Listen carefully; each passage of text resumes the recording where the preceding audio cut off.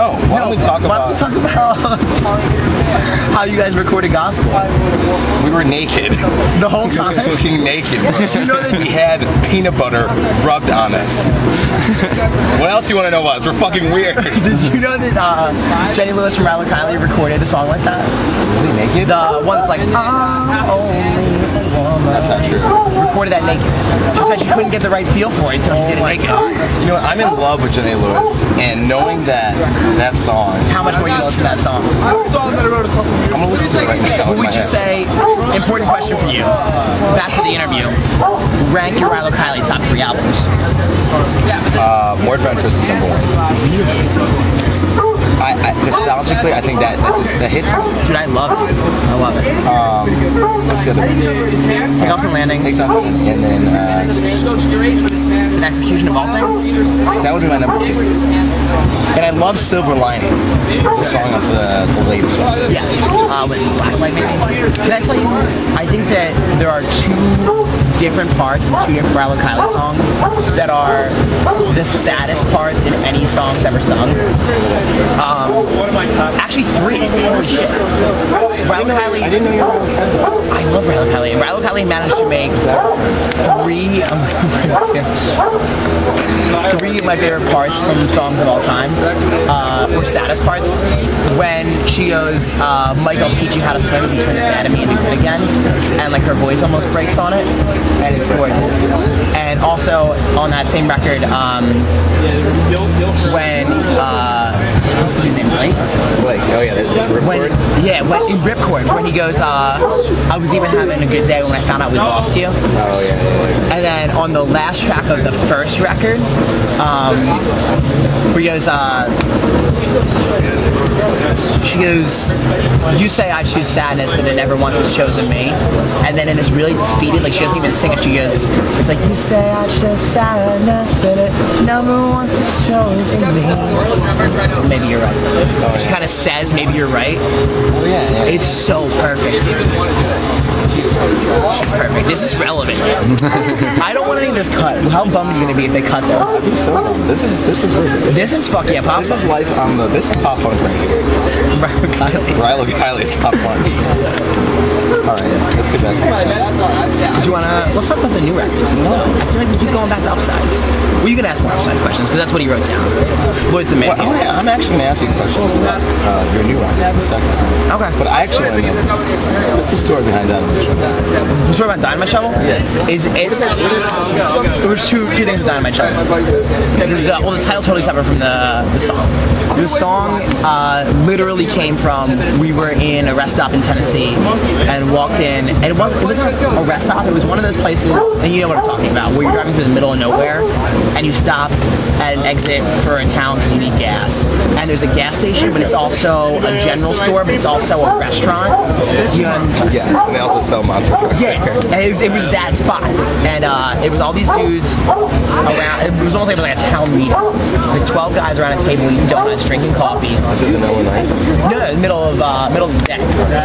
And we just had the craziest, most racist bullshit rhetoric out of these people. Just like racial slurs and just I threw my Bible at him. And, like it was stunning. And we were speechless. And we were like, do we fight them? And then we decided they definitely have guns.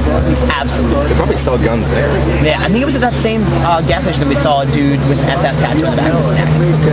So we wrote a song in regards to that experience. And then my little cousin Cole, who's like 13 now, who's starting his first band.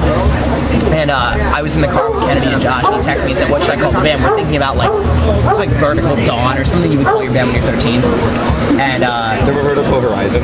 Dude, I bought that CD at The Wall. Can I tell you a story about Vertical Horizon? Yeah, let me just finish this real quick and get the Vertical Horizon story. And I was like, oh, what should my cousin call his band? And Kennedy just went, Dynamite Shovel. with no thought. And he wouldn't call it that, so we called a song Dynamite Shuffle instead because we thought it was such a perfect, stupid thing to say. That's great. It's fantastic. This kid, go ahead and tell your Vertical Horizon story. I'm going to pull this up. I didn't know this. Vertical Horizon, Christian band. Want to know why? Why? Vertical Horizon makes a cross. Right? Mind blown. But that was going to play down cross. You sure they're not a Satanist band? Right. Well, probably. They could be. I just wanted to show you this. The other night, some kid got this tattoo. It's a Dynamite Shuffle. That's nice. Can I ask what a line of one of your songs means? Yes. Actually, there was at the end of Detroit, you say, "We pray for the worst things, making presidential threats when the phone would ring." Right. I don't understand. Yeah, that's a confusing one Help me for a lot out of with people. A lot of our lyrics aren't really speaking in generalities, and like a lot of them are inside jokes. So making it like for people to adapt to them is sort of challenging at times. Because my sister with our other new record, she's like, I don't know what happened. Yeah. I don't get it. We literally we had a joke that whenever we crossed the border into Canada, we couldn't be on our cell phones because like the government's listening to you. And, we would say like, I'm gonna kill the president, and it's just stupid jokes like that when we had when we were 15, and it was just sort of reminiscing on being young and holding on to inside jokes and like things like that. So we would pray for them, thinking that we always hope for them. We're hopeful for maintaining our youth in the place that we live. Yes. I was going to ask a question about. Oh, can I ask about this too? You had a video on MTV's Freshman, right? Yeah. It was a Detroit video, and they blurred that line. And they edited it out. And didn't tell you beforehand, right? They did not tell us. It won, and then we watched it, and it was completely edited. There were two controversies with that video, if I remember correctly. Also, the people that edit videos for Journeys before they go into the store took out Robbie and Justin K making out. Yes. So edited out the gay kiss.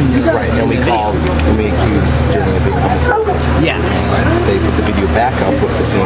Yeah. But not very much longer. But it turned out that it wasn't Journeys, right? It was the company. It wasn't Journey itself. It was like the umbrella company. Yeah.